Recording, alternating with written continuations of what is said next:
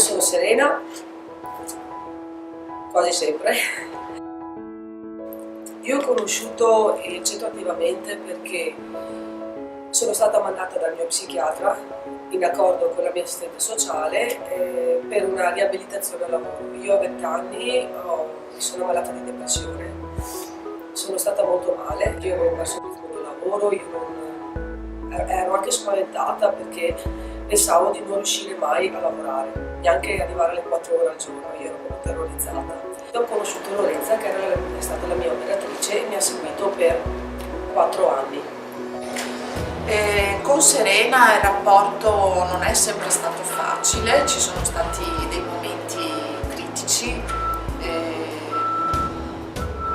dubbi, difficoltà a mantenere proprio l'obiettivo. Facevo fatica a recarmi, facevo fatica a svegliarmi e facevo fatica a fare tutto. Piano piano, dopo qualche anno che ero lì, ho cominciato a fare anche dei tirocini. Avevano bisogno di una delle pulizie.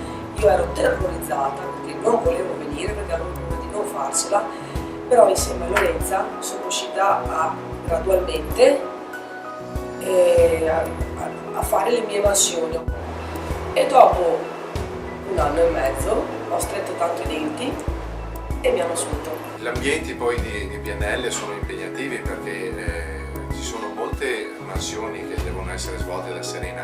Nel tempo ha dovuto imparare a gestirsi molto bene il tempo e l'organizzazione di queste attività proprio per essere efficace ed efficiente. Nel percorso è diventata una donna consapevole delle proprie potenzialità e